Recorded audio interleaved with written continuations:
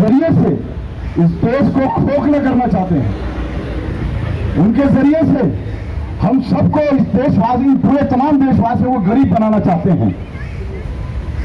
उनको कभी किसानों के एजेंडे से मतलब नहीं रह रहा है, उन्हें कभी यहां बेरोजगारी से मतलब नहीं रह रहा है, उन्हें यहां पर गरीबी से कोई मतलब नहीं रह रहा है, उन्हें किसी मजलूम की कोई जरूरत नहीं है। उन्हें मजलूम की जरूरत सिर्फ उन पर हुकूमत करने के लिए है।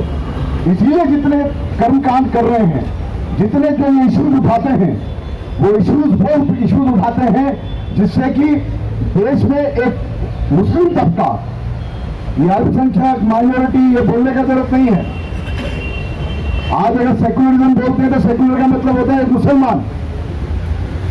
बाकी लोगों को ये सेकुलरिज्म नहीं समझ में आ रहा है, ना उनको समझा जा रहा है।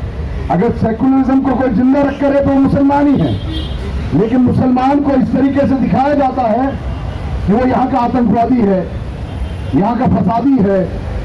और उसका कारण यही है कि जिन पर जुल्म हो रहा है वो अपनी आवाज को बुलंद नहीं कर रहे हैं। तो मैं फिर वही अपनी बात को लेकर आता हूं कि जो इन्होंने आसाम के अंदर उन 800 लोगों के साथ जो उनको बेघर किया है, वो लड़ाई जो इन्होंने छेड़ी है, इस लड़ाई को आपको पूरी तरीके से समझना चाहिए। ये अगर आपने इसको उस नजरिए से नहीं समझा जिस नजरिए को आरएसएस देश को चला रही है, और आपके जरिए आपके मोहल्ले वालों ने, आपके शहर वालों ने नहीं समझा, तो देश बर्बाद हो जाएगा। ये महज चंद लोगों को बेघर कर देना नहीं है, या इससे पहले जितनी लूची हुई है, ये जितने बिल ये लोग आवाम मुखालिफ पास किए हैं, इनका बहुत बड़ा मकसद है। और वो मकसद है देश को फिर गुलाम बनाना और देश को फिर एक उस वर्ण व्यवस्था में जोड़ देना, उस ब्राह्मणिकल ऑर्डर में लेके आना, उस मनुवाद के संगल में लेके आना, ताकि देश के जो शहर जहां पे रहने वाले लोग हैं वो खुलकर सांस ना ले सकें। ये आपको देंगे तो आप इनके रहमो करम पर आप जिएंगे। और ये मसला सिर्फ मुसलमानों का बिल्कुल नहीं है, बिल्कुल नहीं है। मुसलमान तो इनके लिए एक टूल है, एक एजेंडा है, जिसके जरिए से ये हुकूमत को अपनी चलाते चले जा रहे हैं। वरना अगर आप कोविड के दौर को देखेंगे, उत्तर प्रदेश की लाशों को अगर आप याद करेंगे, उन नदी में बहते हुए, और वो जो उन लोगों ने शहर को कब्रिस्तान बना दिया, वहां पे जो लाशें दफन की है मुसलमानों की नहीं है, हमारे हिंदू भाइयों की भी लाशें दफन हुई है। वो जो दफन कर रहे हैं, जो पानी में डाल रहे हैं, ये तमाम मिट्टी अपने गुनाहों पे डालते हैं, और उन गुनाहों पे वो जो मिट्टी डाली जाती है, वो उसका अहम जो टूल होता है वो मुसलमान होता है। यहां पर मंदिर मस्जिद की बात कर दो, यूपी में मस्जिदों को शहीद कर दो, वहां पे मुसलमानों को सीए एनआरसी के नाम पर जब उनकी समझ में ये आ रहा है कि वो लोग नहीं आ रहे हैं, तो उन्हें बेघर कर दो, और बेघर करके वहां पर कुछ लोगों को जान से मार दो। तो एक तो मुसलमान खौफ में आ जाएगा, ऐसा से कमतरी में जिएगा, और दूसरा जो लोग आवाज उठाना चाहते हैं वो आवाज नहीं उठाएंगे, क्योंकि ये आरएसएस को अच्छी तरह मालूम है कि जिस मजहब इस्लाम को मुसलमान जानता है, अगर वो उसे समझ गया, अगर उसे ये पता लग गया कि इस्लाम में मुसलमानों को ये बताया गया है कि इंसानियत आपका सबसे बड़ा जिम्मेदारी है, इंसाफ के लिए जीना आपकी जिम्मेदारी, वरना मर जाओ, इंसाफ के लिए नहीं जी सकते। तो ये आरएसएस को मालूम है, ये उन गुंडों को मालूम है जो फसाद फैलाते हैं, जो फसादी है, जो फासिज्म के जो यहाँ के बड़े बड़े रहनुमा हैं। लेकिन जो मजहब इस्लाम को वो लोग जान रहे हैं, वो खुद नहीं जान रहे हैं कि वो हर मजलूम की आवाज उठाता है। वो अपने पड़ोस का मजलूम कोई भी जाति धर्म का हुआ, अगर उस पर आँच आइए, उस पर कोई भी तकलीफ आइए तो अपनी जान दे देगा, लेकिन उस पर जुल्म नहीं होने देगा। उसके ईमान की जिम्मेदारी है पहले दर्जे की कि अगर किसी को मारने आए तो वो हाथ को रोकेगा, वो उसकी हिफाजत करेगा। तो पहले तो जो ऐसे लोग हैं जो इंसाफ की आवाज उठा सकते हैं, उन्हीं को टारगेट करो, और उन्हीं को टारगेट करने के लिए तमाम ये चीजें चल रही हैं। तो मतलब क्या है कहने का? एक तो ये कि वो जो कौम है जो इंसाफ की बात करती है, इंसानियत की बात करती है, भाईचारे की बात करती है, उखवत की बात करती है, तमाम मज़ाहिब के जो उनके अपने अपने इबादतगाह हैं उनके इंसाफ के लिए बात करती है, उनको पहले खामोश कर दिया जाए, उन्हें डरा दिया जाए, उन्हें एहसास कमतरी का शिकार बना दिया जाए। बाकी जो दूसरे लोग हैं जो बहुत बटे हुए हैं, अलग अलग जातियों में हैं, उनके अलग अलग रिचुअल्स हैं, उनके अपने अपने अलग अलग जो है देवी देवता है वो अलग अलग मानते हैं, वो लोग डर जाएं। उनको भी एक साथ में कि वो लोग अपनी आवाज को बुलंद ना कर सके। इसलिए मैं ये बात भी कहूंगा साथ में कि मुसलमान हो तो मुसलमान की तरह ही जिएगा। इसमें एहसास कमतरी की जरूरत नहीं है, किसी खौफ की जरूरत नहीं है। मुसलमान होना अल्हम्दुलिल्लाह फख्र की बात है, फख्र की बात है ये। और मेरे देश का जो संविधान है उसको अगर कोई बचा रहा है तो ऐसे पॉपुलर फ्रंट ऑफ इंडिया जैसे मूवमेंट है जो संविधान को बचा रहे हैं, जो ये समाज को बताते हैं, हर धार्मिक लोगों को बताते हैं कि ये संविधान हमारा वो एग्रीमेंट है, वो एक मुआहिदा है जो तमाम जाति धर्मों को अपने अपने हक दिलाता है। एक मुसलमान को कहता है कि तुम अपने धर्म की पूरी तरह पैरवी करो, अपने मजहब पर जियो और अपने मजहब को फैलाओ। ये संविधान कहता है, यही संविधान कहता है आप सिख हो तो आप अपने सिख मजहब पर रहो, आप ईसाई हो तो आप ईसाई मजहब पर रहो, आप बुद्ध हो तो अपने बुद्ध मजहब पर रहो। ये संविधान कहता है, ये राइट्स देता है हमें। और इस एग्रीमेंट को हम लोग मानने वाले हैं, मनुवादी वाले नहीं मानने वाले, क्योंकि हमें जब पूरी आजादी दी हुई है हमारे मजहब पर जीने के लिए, तो संविधान की हिफाजत कौन करेगा? वो इंसाफ पसंद मुसलमान करेगा जो इंसाफ चाहता है। और ये भी ख्याल रखिए, ये शांति शांति बोलने से नहीं आती है शांति, ये अमन अमन बोलने से नहीं आती है अमन। इंसाफ से अमन आता है, इंसाफ से शांति आती है, और इंसाफ कुर्बानी से आता है। उस कुर्बानी के लिए सिर देना पड़े तो सिर देंगे, खून देना पड़े तो खून देंगे। इस जज्बे के साथ जीना जरूरी है हमें।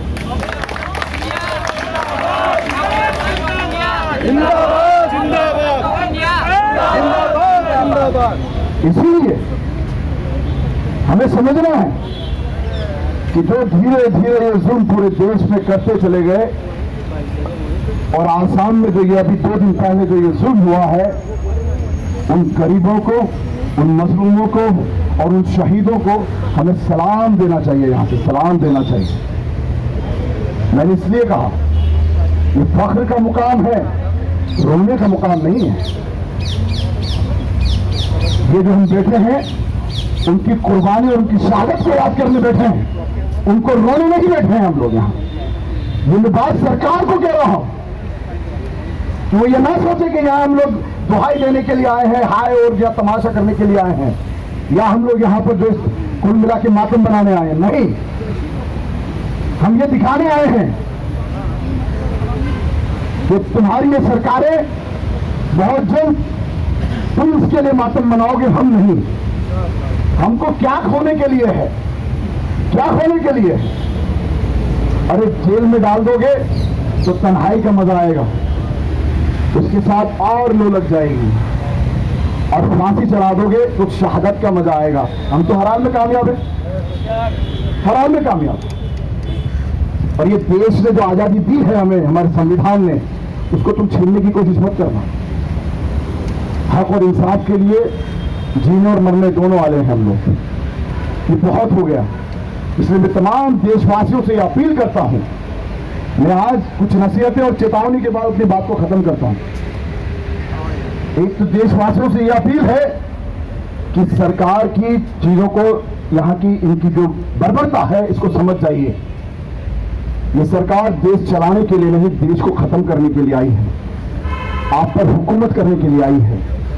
ये जनतंत्र को जनता के द्वारा नहीं, बल्कि यहां पे एक अपर कास्ट के सिस्टम के साथ चलाने के लिए आई है, एक मनुवाद से चलाने के लिए आई है।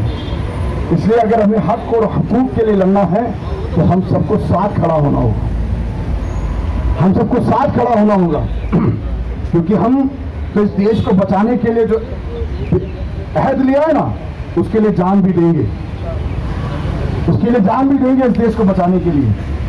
लेकिन देर ना हो जाए कि आपको समझने में, कि देश को गुलाम ना बना लें। इसलिए अभी भी मौका है कि हम समझें और एक फिर देश की आजादी की लड़ाई के लिए इकट्ठे हो जाएं। हम सब मिलकर मजहब की बाउंड्रीज को हटाकर मुस्लिम, सिख, ईसाई, जाट, मीना, गुर्जर, किसान, गरीब, हर एक लोग मिलकर एक साथ इकट्ठे हो जाएं।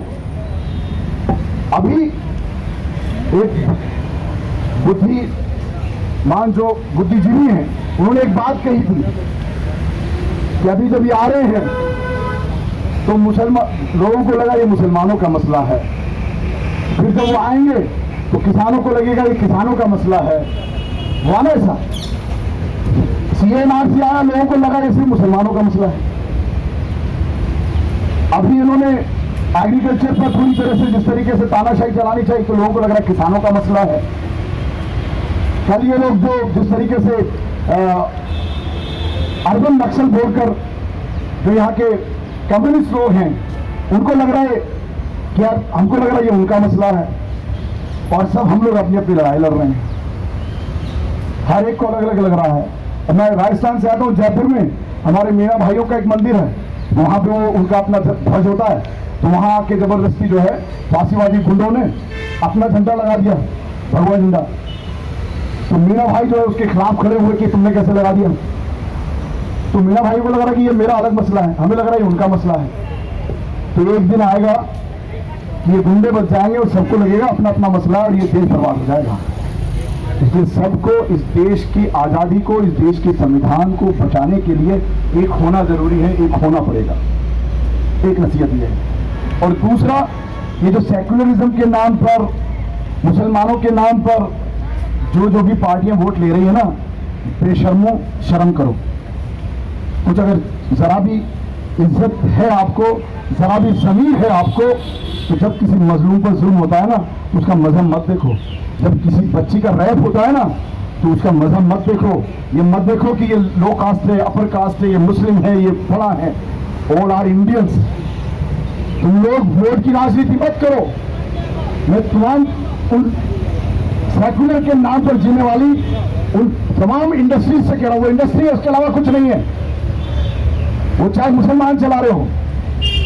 मैं सबसे पहले AIUDF से कहता हूं, अजमल साहब कहां हो आप? असेंबली के बाहर बैठो, तुमने जितने वोट लिए उन तमाम वोटर्स के साथ लेकर बैठो। आसाम को जाम करो जब तक कि बिस्वा अपनी कुर्सी ना छोड़ दे। सब अपना यहां खड़े करेंगे आप। अरे भीख मांग के ले जाते हो तुम मजलूमों का, और उनकी हक की आवाज नहीं उठाते हो। पार्लियामेंट में बड़ी बड़ी बातें करते हो, पार्लियामेंट के बाहर धरना नहीं देते हो,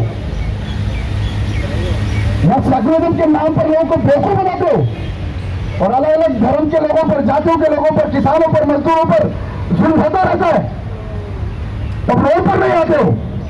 तो इसलिए तुम्हारे लिए नसीहत है और चेतावनी भी है कि होश में आइए, तुम्हारी जरूरत नहीं है, जनता अपना आप काम करने वाली है। और चेतावनी खास तौर पर उस फांसीवाद के लिए कि तुम तो ये गुमान करके जी रहे हो कि हम कुछ भी तानाशाही चलाएंगे, क्योंकि हम एक महल के नजदीक बैठे हैं। जो आजकल प्रोजेक्ट विस्तारा बहुत सुन रहे होंगे आप, एक क्योंकि दाढ़ी वगैरह बढ़ा के और अपना वो उनका अपना राइट्स है, सब रहे अपने हिसाब से, लेकिन जो शो कर रहे हैं एक राजा की तरह अपने आप को यहां प्रकट कर रहे हो आदमी, और राजा अपना महल तैयार कर रहा है और लोग यहां देख रहे हैं। तो राजा भी कान खोलकर सुन ले कि ये देश में जब तक हम जैसे मूवमेंट जिंदा है, इस देश की जनता को बेवकूफ नहीं बनाने देंगे, और यहाँ के लोकतंत्र को खत्म नहीं होने देंगे, चाहे हमारी जान चली जाए।